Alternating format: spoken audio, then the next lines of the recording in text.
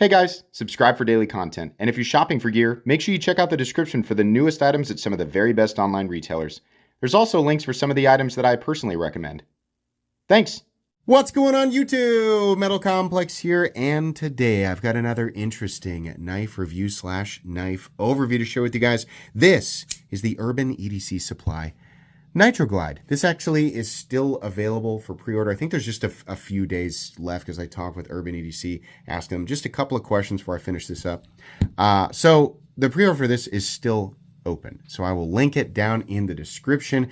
It does help my channel when you use those links, but that's entirely up to you. Thanks to my patrons for supporting me. Thanks to Urban EDC Supply for supplying this knife for review. It says pretty cool. Now this is the DLC version.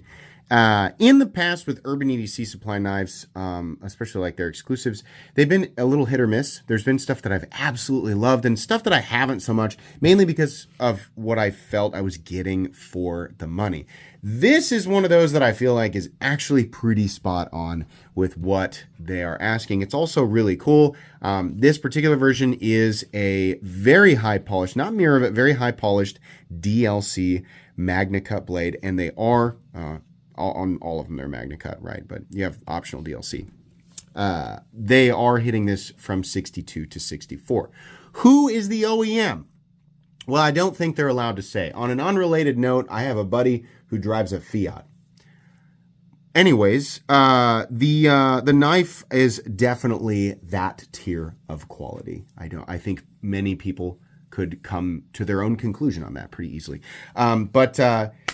Anyways, let's go ahead and measure this knife. The DLC ones are a little more expensive, not that much more expensive.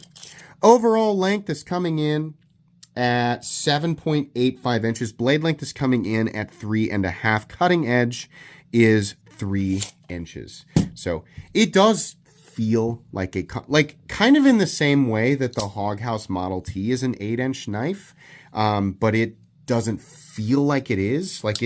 This is a full-size knife, and it's mainly what I'm saying is that it's a very compact knife that has those full-size numbers, so it kind of is confusing aesthetically. Let's do some size comparisons. Any custom scales you find in this section can be found down in the description under Original Goat and Others. Up against the 8010 and the Excalibur. I almost forgot the name of my own knife. God, allergies. I'm still dealing with allergies. So you can see here, it's not nearly as robust as either of these knives, but it's not small either. Let's put it up against the Spyderco PM2 and the Spyderco Para 3. It's kind of right in between, right? It doesn't feel like I think it's maybe leaning a little more towards the PM2. And then finally, up against the Benchmade Griptilianer, in this case, the Ritter Hogue, and the Hogue Deca, which is it gone? No, there it is. There it is. There we go. Okay. How's the action on this knife? This knife is a front flipper only. And the pivot action here is smooth but tight. There's a difference between not good action and it's tight. This is smooth action and it will break in. Moving that lock bar out of the way completely, it's drop shut, definitely. So we have high lock bar tension pushing against that blade face. And the fact that it's already smooth means that even, with that high tension, as this continues to open and close and that detemp ball wears its race into the face of the blade, it will just get smoother and smoother and smoother. So it's something I try to explain to newer people who take kind of lazy terms like drop shut and are like, okay, copy paste, apply all. And it's like, well, there's kind of a lot of different variables with action. This is very, very good. If you're going to have a front flipper only, it better be a damn good front flipper, because that's not up until, within the last few years, front flippers really didn't exist. And not in the common way that they do on production knives today. What we had was thumb studs, thumb holes, and flipper tabs primarily. And you had the occasional thumb disc and whatever. But the primary deployment mechanisms, if you want to call them that, thumb hole, thumb stud, flipper.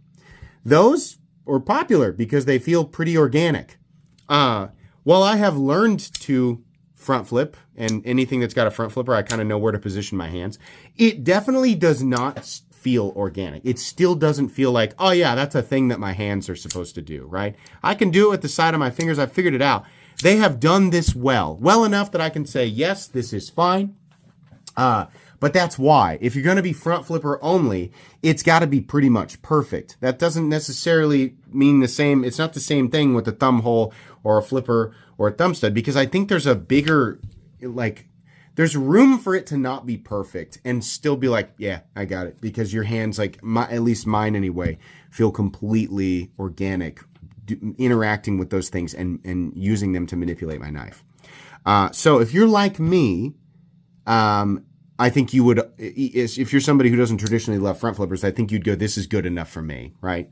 So yeah, it works really well. We have jimping all the way up here. There's enough of a horn that it's easy to get a hold of, and the D10 is tuned properly for the right type of deployment, or satisfactory and consistent deployment.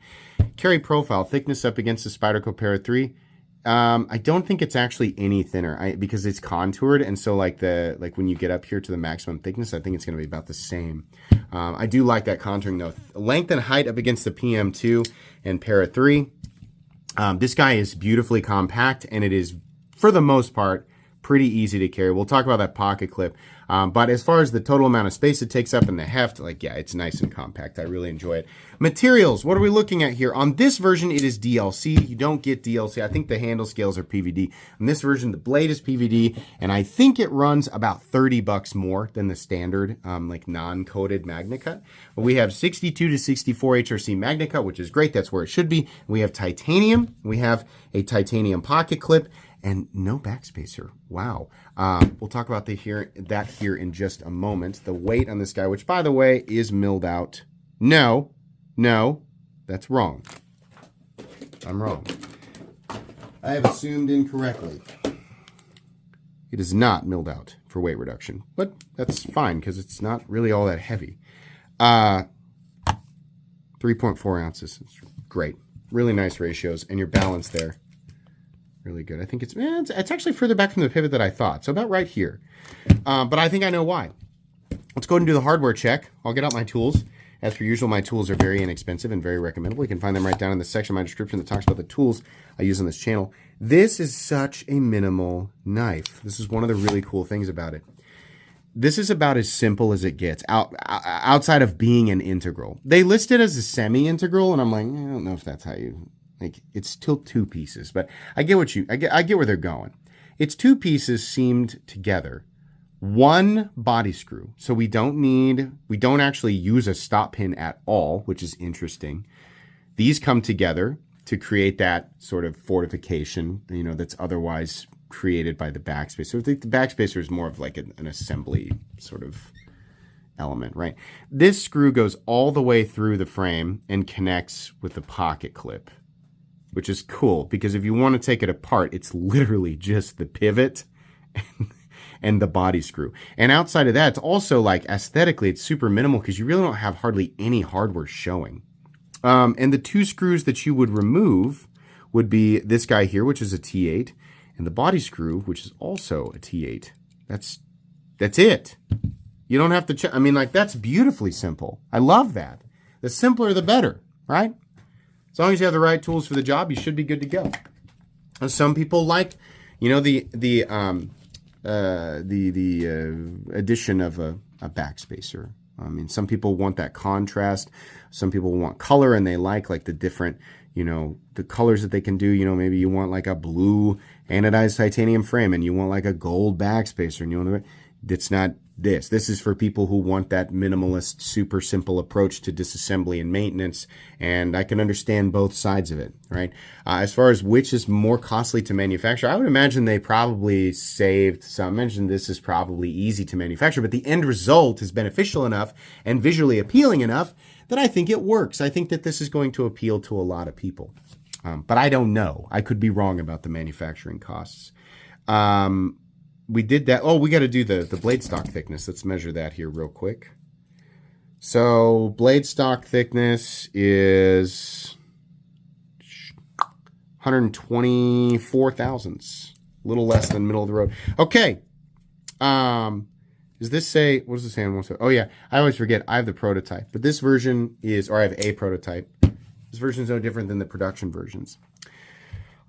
This kind of has, it's such a Warncliff that it almost, because of this curvature, kind of looks like it's hawkbill, but it's not. This is a hollow ground, nice and thin.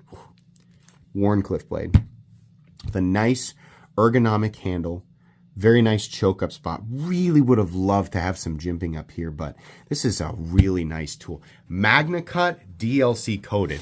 In this case, number one, you just flat out are pretty much not going to have to deal with corrosion. Unless you plan on living at the bottom of the ocean, this is a, just kind of use it and don't worry about it kind of blade. Not only is it ridiculously safe, that's not the right word, that's the terrible word. It's ridiculously corrosion resistant, almost rust proof. Right? It's also going to be really freaking hard to scratch this thing because it's DLC. I've demonstrated this many, many times, even with a Maximate Para 3. It's simply not enough to scratch. I mean, here it is. A Maximate Para 3 is simply not going to be enough to scratch. Now, I know a lot of people go, you need to push it down harder. You need a different. I did a series of shorts of people asking this. I don't want to go do it again. You can go watch. I was particularly mean to my own Excalibur with this Spyderco Para 3, right? Unless you are grinding, unless you are essentially chucking this thing across concrete, it's not going to be enough to scratch it, which is really cool. That's the true benefit of DLC outside of the fact that it adds like crazy corrosion resistance to whatever the base composition is. You're just not going to scratch it. It's really tough, right? People see stuff like that and the knee-jerk reaction is, and it's understandable, right? Because it looks like, Billy Mays here with another fent. That's what it looks like. We've been conditioned to go, wait a minute. In this case, it's just simple science. DLC is hardened to literally 80 plus on the Rockwell scale. Okay, so if you have a material that's not nearly as hard, basic light pressure, or even, in a lot of cases like me, it depends on how hard the object is you're trying to scratch it with, but you have something that is substantially softer. Even applying, on Excalibur, I think I applied over 3 pounds, almost 4 pounds of pressure with the tip of that Maximate blade, which, by the way, is hardened to 68. That's pretty hard, but it's nowhere near 80. It's nowhere near 80 because that gets, exponential is the wrong word, but each value higher is worth substantially more, right? So it would take some absolutely insane pressure from that blade to actually scratch the DLC. And within the parameters of normal things that your blade might come in contact with and the normal amount of pressure that you would apply, between them and the blade, it's just incredibly unlikely that you're going to scratch it. That's just the science of that. And that's the basic, like the most simple, I probably didn't even explain it correctly. Somebody who knows way more and can give you a way better example will probably explain it more thoroughly in the comments, and I welcome that. But the reason that when I say it's not a parlor trick, it's not a magic trick, it's not it's not something that's like a marketing tactic designed to deceive people or trick them into buying, which we are flooded with in this knife world. This is just simple science, right? I mean, these tests were performed with DLC, I think, like at least a couple decades ago. This is well-known information, right? But if you're newer and you're skeptical of people like me or content like mine, rest assured, DLC is the real thing. That's why it is so hailed in our community. I love it. I think it's great. I've owned so many DLC knives since I started to learn about exactly how capable it is. But anyways, let's see here. Where were we? Ergonomically, good. Wish it had jimping. Pocket clip, actually not that much of a sharpened little point there. It looks like it might be. In and out of the pocket's pretty good. It's a bit tight. Not crazy, not deal breaking. It's just a bit tight. I wish the retention was a little lighter, but outside of that, it's good. Choked back, choked up. This is a beautifully like common EDC task-oriented blade. I love knives like this down here because I'm always doing draw cuts. I'm always having to alter or customize packaging for sending things out to people who win knives on my channel or sending things back to companies who have sent things to me. I'm constantly cutting out shipping labels and things like that. So this isn't, really the hardest use that you could throw at this thing. Outside of that, I just carry a pocket knife like a regular person. But I've found that while this is not the most aesthetically pleasing blade shape, it is probably, for me, the most utility oriented for my surroundings. If you have more specialized, if your career or your day-to-day is more specialized, then obviously you require a more specialized blade. But I find this to be pretty all-purpose in nature and pretty efficient, right? In a lot of cases, you'll want belly and you'll want it to be a little bit more slicey. But that area with the tip being down is just super beneficial for me. So I really like that. But anyways, it's all really good. I also appreciate that there is like no branding on this whatsoever. I mean, that alone is going to win people over. It's really nice. It's oozing quality. It's very clear to me who did this. Your plunge grind is also, in my opinion, great, right? Cutting edge, just really perfect. Just the same, width all the way down to the tip. Really nice. The edges are nicely chamfered, contouring here. It's one of the few times where usually I say, oh, we've got a blank canvas here. It would have been nice to have some inlays or some texturing. Inlays, maybe. Texturing, I think not. I think that it looks better like this. I think this is one of those designs where it's very subjective.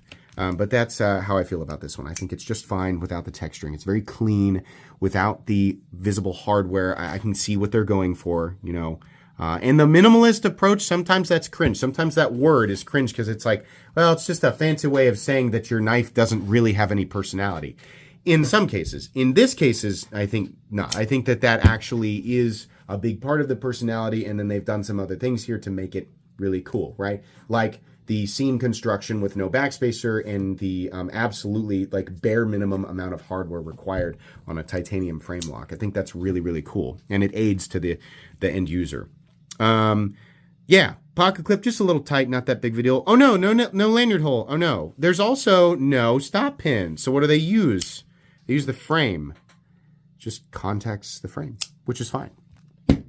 Nothing wrong with that because plenty of designs like the Hinder XM18, the Strider SNG, the Chris Reeve Umnumzan, and my own Excalibur use the titanium frame as the external stop. Now this is a Gen 3, so it doesn't have those hooks back there, but it is using the frame, right? It will actually mark it up, as you can see here with this Gen 3 prototype. You can see the impact marks on the DLC. It's actually like making little divots here, just barely.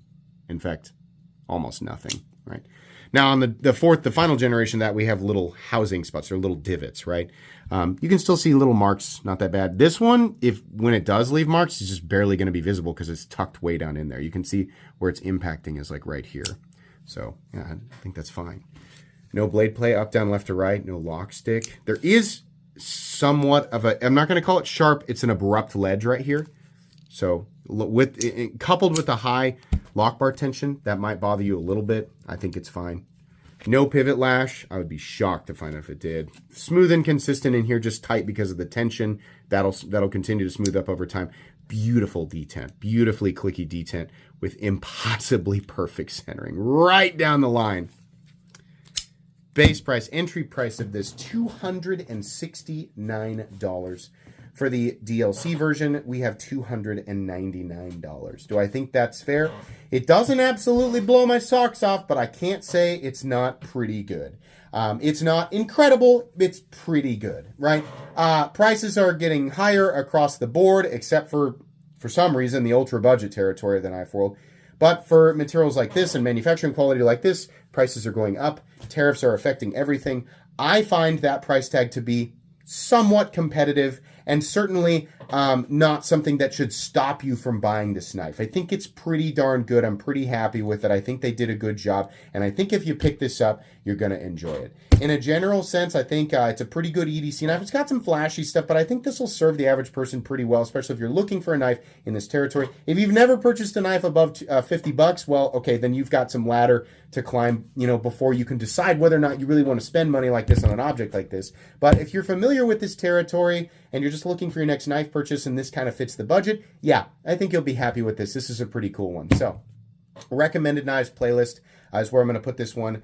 That's going to be it today. Check out the links for this knife in the description. Please make sure to follow me on Instagram at metal_complex. If you enjoyed this video, leave a like. If you'd like to check out my other content, I do, of course, have lots of videos of knives that are either expensive or inexpensive that I do or don't like, so check those out. And if you enjoy all my content, go ahead and click on that Metal Complex logo right there and subscribe because there's definitely more coming. Thanks again for watching, everybody. and have a great day.